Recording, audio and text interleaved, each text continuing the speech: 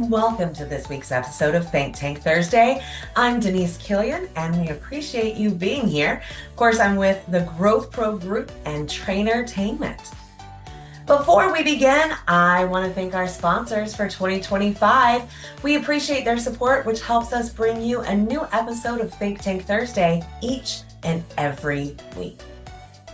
Well, as you know, on Thursdays, Trainertainment likes to take a break from the doing and spend just a little bit of time thinking. And today, we're going to think about how do you grow in an environment that's somewhat stagnant. I think most of us, when talking to our teams, looking at our numbers, or talking to our peers, see that there's been quite a bit of stagnation in our economic development this year, not only from what we're doing in the centers, the cost of our food is going up, the number of people coming in might not be as regular, and for a lot of businesses, the notion of growth year to year seems a little bit out of reach. But I want to introduce you to the folks at Palmyra this week. They are outside of Hershey Park, Pennsylvania. They are a wonderful group. They've got a great bowling center and a fully operational restaurant. And they've had double-digit growth every quarter of this year, from year to year. So let's go ahead and get started. We're going to be meeting Cameron from Palmyra Bowl, and let's hear what he has to say. Cameron, welcome. Thank you so much for being on Think Tank Thursday. Thank you for having me. Listen, I am so excited to share the incredible success story that Palmyra has had over the course of this past year, and really longer than that, right? But before we do that, tell us a little bit about yourself and what you do at Palmyra. Sure. My name is Cameron Romberger. I'm the Assistant General Manager here at Palmyra Bowling in the Sinkhole Saloon. So my job consists of a little bit of everything, which is why I love it so much. From working on the pin setters to helping staff grow to doing things in the kitchen. I do a little bit of everything. IT work, you name it, I can probably help. Yeah. And you've got a particularly lovely story because you started at Palmyra part-time, right? You're going through college. Yeah, I actually started in high school. I was 14 looking for a job because I had too many hobbies and I wanted to buy stuff and I had no money to do it. So I'm like, you know what, Mom, I'm getting a job. So I looked around. One of my friends worked here and said, hey, you should come work here because we need a host. So I said, okay, done. Sign me up. So I came in, filled an application, that's where it all started. I started as a host from the day I was 15 when that all happened, like a month after I turned 15. Worked for 3 years as a host. I loved every part of it. I loved seeing the customers come in and out. Got to know all the regulars and made those connections. So that was really important for me. Loved that. The day I turned 18, maybe the day after, I think I had a good birthday party on my 18th birthday. But the day after I turned 18, I started serving because in Pennsylvania, that's when you can legally serve alcohol. So that was my next step up. A couple months go by, and one of our prep cook leaves, and the kitchen manager at the time said, hey, we need a prep cook. Can you like cut some onions and stuff? I said, yeah, I could do that. So I did a little bit of prep work in the kitchen for a while. And then right before COVID hit, probably 2 weeks before COVID hit, the current general manager said, hey, do you have any buddies who are handy? We need a mechanic. I said, well, kind of, but I'm also handy, so I'd be interested too. So he's like, cool. Well, we'll get you down there. So yeah, started down back in the mechanics areas with the pin setters. And then COVID hit, shut us all down, which to the average person probably sounds like a bad thing, but for me, it was awesome because I spent 9 months of COVID down here working on machines, cleaning things, and teaching myself with some supervision about these machines and how to improve them. So yeah, COVID was fun for me because this work kind of turned into a hobby of keeping these machines running and getting them better every day. So that was my COVID hobby. So that's where it all started in the bowling center side of things. Um, then after that, the center manager left. Amy, the current owner, said, I mean, you're the guy. You kind of know a little bit of everything." And I said, "Yep." So, yep. Then the general manager left, and we brought Darren Armel on board. He's had a long history of bowling, so he was a huge asset to helping us grow our leagues and tournament side of things. So the two of us right now we're growing this thing. Every day we're in here hands on, keeping this thing alive and growing it every day. So I love that story. First of all, thank you for sharing that. I wanted folks to know, we in the centers that we work in, so often we're hiring people their very first time job. Yep. And it's a mistake when managers and owners dismiss the folks on the front line as they're 15, they're going to be gone when they go to college, or they're in college, they're not going to stick around, and not developing and growing those young kids into leaders. Absolutely. Mhm, We mhm. find really good success with high schoolers and college students because they have so much energy and desire to.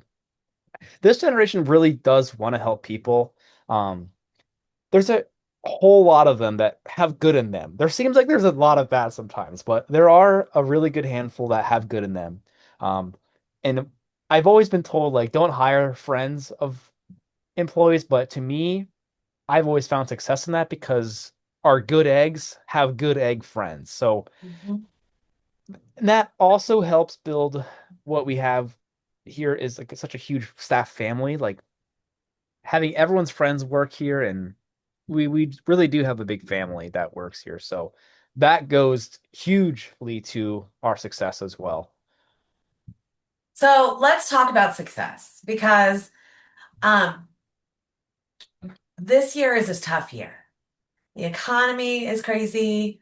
It's tough on our consumers and our customers. It's tough on us as businesses, trying to figure out how we're going to keep things going when our costs are rising. The tariffs are crazy. We never know how much things are going to be. Our cost of goods are way out of whack. And so for a lot of folks, they are seeing uh, if they're seeing any growth at all, it's a huge success. But certainly, most centers are flat or down this year from year to year, but not at Palmyra Bowl. Will you share the number of how much you're up year to year? Bowling is up around a consistent 10 to 15% every single quarter. Awesome. And as a business as a whole, about the same, 10 to Yeah, 15? a little lower. Food and beverage for us this year has been the struggle as the whole industry has been seeing, but um, you know, I would say food and beverage is probably 5 to 10% down, but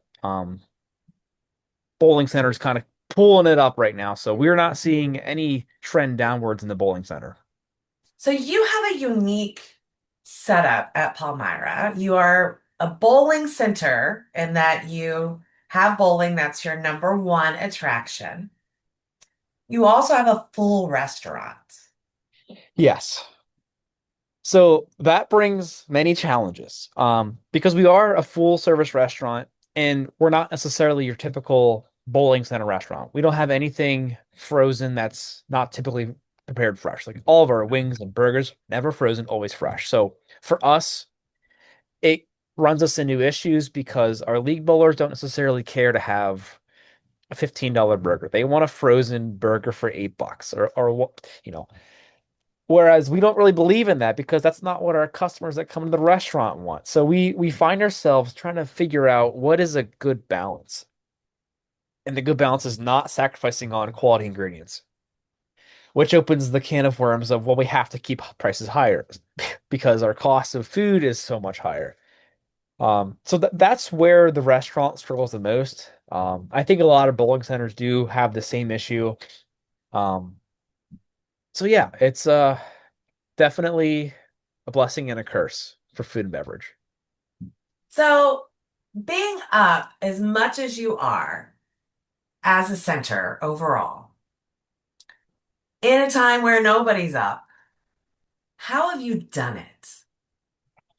there's nothing, there's no one thing that has got us here, but it's more of a summation of a lot of the things that we've been doing.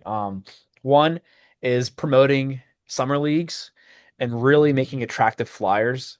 Um, we were testing out some different leagues last year, and we started up our Have a Ball league. Um, I spent some time on Canva, made a really flashy and attractive flyer, and that drew our first year running a Have a Ball drew 70 bowlers into it when we've never run this league before. As anyone that knows leagues, it's super hard to start a league. Once you have it rolling, it's a little easier, but to start from scratch, it's a pain. And this year we had almost 90 bowlers in the Have a Ball. So growing leagues in general has been huge to our financial success. Just keeping that consistent weekly income coming in the door. So when they're here, they're hopefully eating and drinking as well, and bringing their kids to play in the arcade. So league counts are important to us, especially in a day and age when some centers are straying away from those traditional bowling center ideals of league bowling and tournaments. So yeah, summer leagues, that's a huge thing that we've been doing. But on top of that, I would say one of the most important things that has contributed to our success is staying positive. All of our staff, like I mentioned before, everybody is on the younger side except for Darren. Um, everyone's on the younger I'm side, gonna let so him know that you said that, but that's yeah, okay. yeah. Um, I think we all have good energies. We all get along. We all stay positive, and no one is a negative Nancy. We really do believe in our core values of we believe in fun, we believe in the sport of bowling, we believe in our community, um, and we believe in each other. And believing in each other, I think, is the I don't want to say this is the most important because they're all equally important, but I think it's the most important to make our staff feel like we believe in them. Because then they believe in us and want us to succeed. If they feel like we are promoting them and always wanting them to be their best, they'll return the favor and want the business to do the best as well because we take care of them. So I strongly feel like empowering your staff and letting them do things um, that they think will work is huge. Like a lot of the time our staff says, well, why do we do something this way? And I'll say, well, we've always done it this way, or that's just the way I was told. And I think giving staff the ability to say, well, this could be done differently. And I think giving them the option to try it is huge because it gives them the sense of not ownership, but it feels like they can make a difference here. So that has helped with staff energies and their retention, like just keeping positive vibes and all working together. I think that all ties in to our core value of believing in each other. So, Oh, I yeah, love that. I love that. That's beautiful. yeah, So there's you a lot. guys have spent a lot of time on working with your managers, your leads, and your team members and empowering them, building them up, uh, providing the expectation that we're all in this for each other and for our customers, which creates that loyalty Yep. amongst not only your team members but your customers as well. You guys also, you talk about summer leagues. And for full disclosure, in the South, you can have really bigger summer leagues because it's so hot outside. People want to be inside because, in some places in the South, you will die if you spend too much time outside. Right? But in the North, getting people when it's glorious and beautiful in the summer to want to be indoors when they can't be outside for much of the year because it's too cold is a big challenge. And just a reminder for everybody, where is Palmyra located?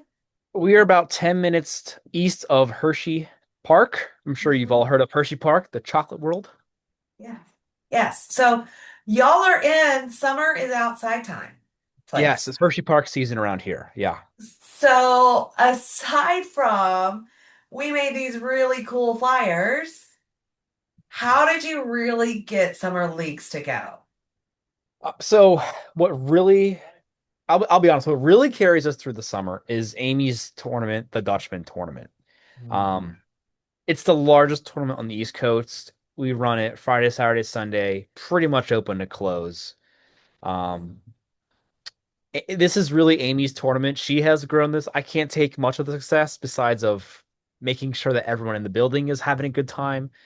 But Amy's tournament has brought in, I think this year was about 6,500 people into this building throughout the summer. So that tournament that Amy owns, she's the owner of our building. She and our well, the whole thing here is Amy. She's phenomenal, and her tournament really helps us carry through the summer. So we're very fortunate to have that tournament to kind of get us through. And but yeah, summer leagues are also very important. So um, we were restructuring some things. We try leagues. We try to keep them going for a couple of years if they don't take off, but we don't really like to hang on too long. We used to try like a sport shot league, which everyone requested in the fall leagues. Are like, oh, you should run a sport shot in the summer. So we do, and then no one joins. So we really try to just keep it fresh and make exciting, exciting leagues, and yeah. So, in terms of recruiting people to be on the leagues, are you recruiting current league bowlers? Are you recruiting regular bowlers? Are you going to people who maybe haven't ever bowled before? All the above. Start anytime now. It's never too early to start fall leagues to start recruiting for summer. So in just a few short weeks, we'll have our summer leagues posted up and ready to roll. We'll be asking bowlers if they're joining. So yeah, definitely getting fall league bowlers to bowl in the summer is sometimes a struggle because for a lot of people around here, it's also golf season around here. So that we are also competing with, and a lot of bowlers just need a break for a couple months. So yeah, targeting our current league bowlers is definitely one of the sources. Two, people that like are regulars that come in here just for fun. They are great people to join these have a ball leagues and just these strictly fun leagues. Like they're the ones that want a new ball or they want a ball in general because they've been coming here every single week for the last however long, and they're like, you know what? I should get a ball. And then we say, yeah, we had us have a ball league. It's probably a really good fit for you. It's on the same night you come every week. Um, and then that blossoms into them joining a fall league, and now they're a league bowler, and that's kind of how the whole thing grows. So we also, post and promote things on social media as well to kind of pull in some people that may not have been in a bowling league. And one of the things that I have found to be successful in that in the marketing is not using the word league, because to me, I always felt like using the word league sounds intimidating. It sounds professional, and some stranger that wants to bowl for fun every week might be intimidated by that league word. So I like to use have a ball bowling night, or have a ball club, or just called have a ball. But using that league words can sometimes be intimidating. So there's a lot that goes into it. It's kind of a complicated science of league bowling, but Well, we're that's what we're growing. here to talk about, right? Yeah, Well, I love that. That's such an interesting point. If you're really targeting people who have never been in a league before, because honestly, if you're only targeting current bowlers, you're gonna lose your bowling alley, right? Like yeah, you got to keep growing and finding and creating new bowlers and developing new bowlers.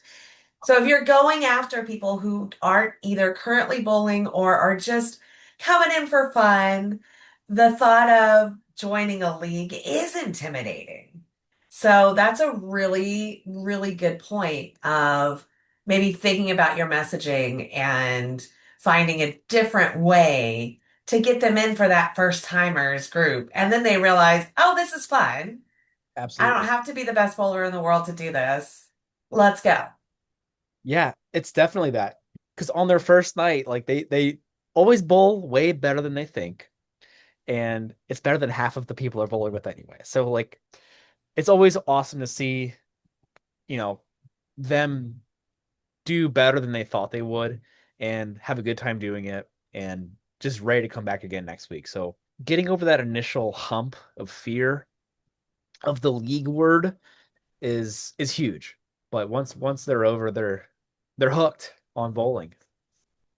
Yeah, that's fantastic. So, really putting an effort on leagues, not just your fall league, your summer leagues. Yep. You have this thing that has been there for a long time, which is, of course, the Dutchman, that you continue to grow and develop. What else have you done this year to attribute to that success? We restructured the way we do open bowling. That has extremely helped, and I'll explain that. So on the weekends, we used to do game bowling and time bowling, like a lot of centers do. We've constantly found that we had no control as to when people are leaving, how fast they bowl, and we couldn't maximize our reservations, and we would end up turning people away that we could have hosted. So we eliminated game bowling Friday, Saturday, and Sunday, and we only go by the hour. There's a lot of pushback from some of our customers because it is more expensive for some people, but it's much cheaper for others. Like if you come in with, we charge by the lane by the hour, not by the person. Um, you can fit up to 6 people on a lane. Shoes are included. So for a group of 6 to come and bowl for $50 for an hour, it's like $8 a person. It's a great deal. But for like for a date night, it doesn't really make sense to spend $50 for 2 people to come bowl. So it does bring us challenges. So what we do, we offer specials during some of our weekend time slots. Like during glow bowling, we do a 2 game and shoe special, but that's the only game bowling we're gonna offer. We don't do any more game bowling.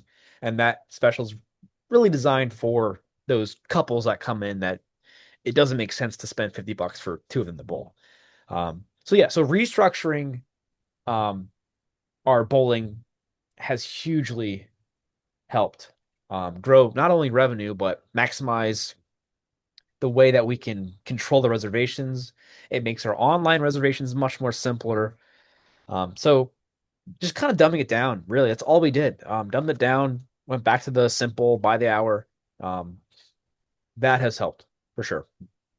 And that's something that, is a struggle. Like you can focus on leagues and all of that, and leagues are huge and wildly important. Tournaments, very important.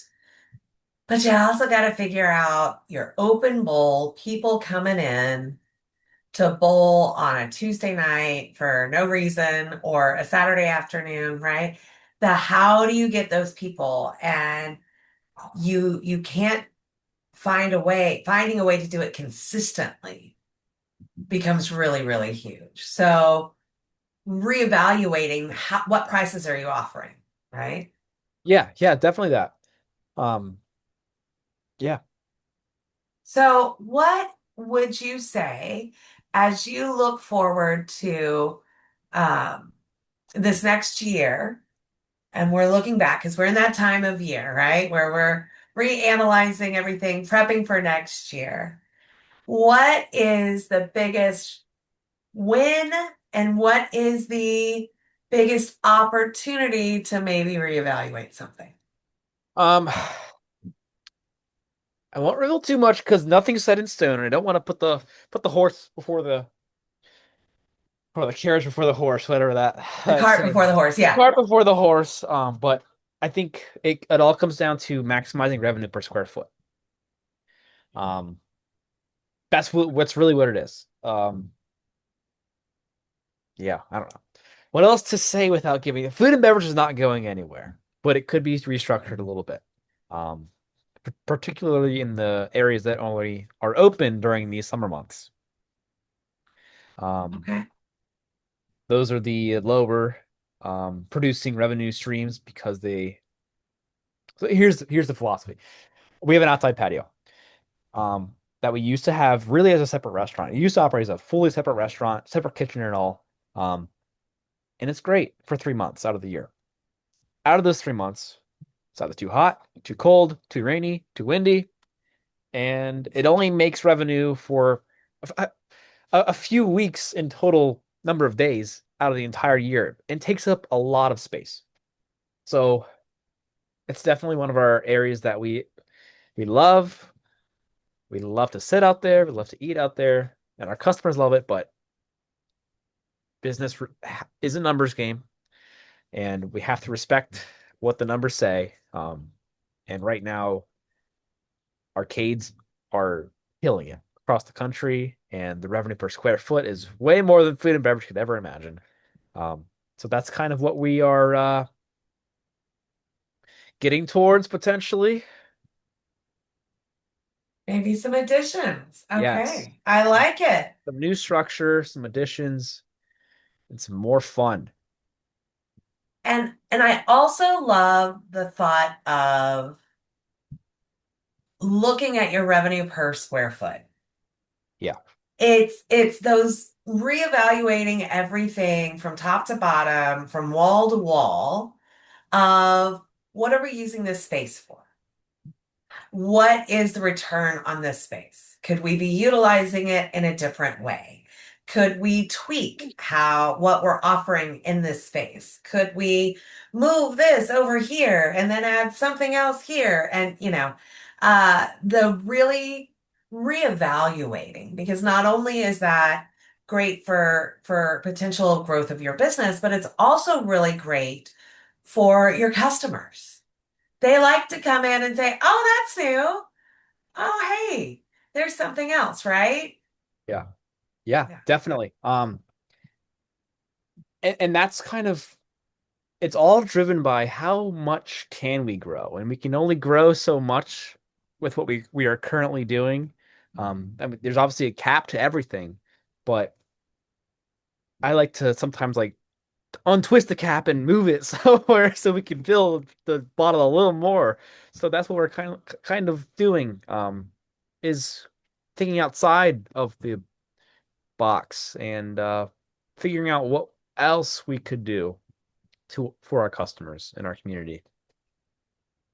Yeah, and that's it. That's it exactly. All right. Well, Cameron, other than growing your business, as you know, at J Entertainment and the Growth Pro Group, we are all about growth. So we learned what you've done and your team has done to grow your business, but I want to ask you, what do you do to grow yourself? Um, I really like, okay, to grow myself, I think it's really important that I clear my mind at least every other day. I wish it could be every day. But being in the business, it's a go, go, go. Sometimes, things get hectic. So what I like to do during my free time, um, right now I'm really big into aquariums. It's my it's my like safe space. It's my peaceful time to relax. It started as a hobby. I've always had a lot of hobbies, but right now my big hobby is aquarium. So kind of doing that right now is my that's my quiet place. That's where I kind of reset and recharge. Oh, fantastic. I love it. I love it. So people are going to have questions. They're going to want to know, how have you done this in more specific detail than we provided here? How can they get a hold of you, my friend? Oh, geez. Um, Anything. Reach me on Facebook, message me. What's your email? Emails Cameron at palmyrabowl.com. It's Cameron at Palmyra, Palmyra, bowl.com. Perfect. All right. I bet there's going to be a lot of folks that want to at least say congratulations, maybe once they get over their jealousy a little bit. Oh no, there's no Uh, jealousy. I don't mean that. but yeah, they're going to have questions. So thank you so much. Thank you for being here. Congratulations on the incredible success that you've had. And also, full disclosure, Palmyra has been working with Train Entertainment for many a year. Yep. You've got a coach, a bit, and Yes. y'all do business coaching with us. So, little shout out to your coach. Absolutely shout out to Candy. That's another thing that we didn't even touch on is a huge growth to our business has been our weekly business coaching with Candy and the whole Growth Pro Traintainment team. Um, I think something that's also that we have to touch on real quick is proactively looking at metrics and numbers is huge. Because if you let 3 months go by and you pull the numbers and you say, oh, we should have done this 3 months ago, it's too late. You can't do anything about your revenue or anything at that point. But if you're looking at revenue, I mean, for me, I'm like a hawk. I'm watching it by the week, by the day sometimes. And that's when you can make corrections. That's when you can change things and make things grow before the plant dies. Um, so yeah, being with Candy and Train Entertainment Growth Pro is huge for us because it forces us to look at them. It forces us to be accountable of each other, and it forces us to just grow in general. Like, huge shout out to Candy. I don't know where we would be without Candy and Train Entertainment. So yeah, huge shout out. And y'all are lucky. You've got our CEO, who is fabulous and wonderful, is your coach, and she's been with y'all for many years. She's been with us. We started, I believe it was the end of 23 is right around Christmas, I think, of 22 is when we jumped on board. So we run these meetings like a well-oiled machine. We know what to expect, and we love them. I love them. I love meeting with everybody every single week. And it really goes down to, again, holding accountability with all departments is huge. Because I think what happens with a lot of businesses are people put things to the side and they get forgotten, but those things that were put to the side are huge pieces to growing the business. And every week that goes by is 2% of a year. So if you constantly make sure that things are getting done and moving things forward, that's the only way you're going to move forward, is if you keep the ball rolling. Yep. The ball. And if you wait until the end of the quarter or the end of the year and realize, oh, this was going south, it's too late. You can't do anything about it. And that regular checking in with each other as a leadership team, with the KPIs that you've assessed and determined are going to be keys to your success factors, consistently looking at that, being accountable for those numbers is important. Yeah. Absolutely. Yep. So huge shout out to Candy Kelly and the whole Train Entertainment team. I mean, everybody at Train Entertainment and Growth Pro has been a huge help. Everyone's subbed for us every now and then, so we've got to know the whole team. And for anybody, any business that's looking for just help growing, you know where to find them. You're already on the right page. There you go. Well, thank you, Cameron. Thank you for your time today. But also congratulations on such great success there at Palmyra, and rooting for even more in the next year. Hopefully, if all things go well, yes. That's the best thing. When you can grow even more. That's right. No stopping it. There it is. All right. Thanks, Cameron. Thanks, Denise. Gosh, there's so much to digest there. A lot of really important pieces of thought for you to break down, and how you can grow your business. What can you do that Palmyra has done this year, maybe at your center? Perhaps it's reevaluating the real estate of what you have in your center, where it is. Are you utilizing all of the space in the best way possible? Can you start up some new leagues? How do you do that? Where do you get going with that?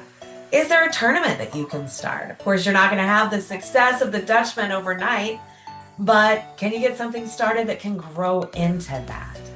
And of course, what are you doing to develop and empower your team to provide that great customer service? So thank you, Cameron, for all of that great insight. Before we leave you today, I of course want to thank our sponsors for 2025.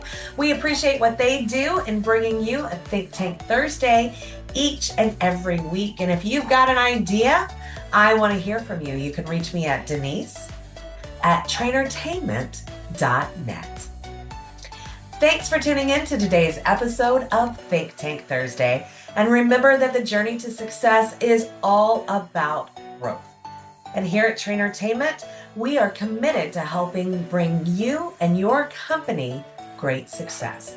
You can visit trainertainment.net to learn how we can support your growth journey for yourself, for your team and your business by setting up a free growth call with one of our coaches. Until next time, keep learning, keep growing, and keep striving for the extraordinary.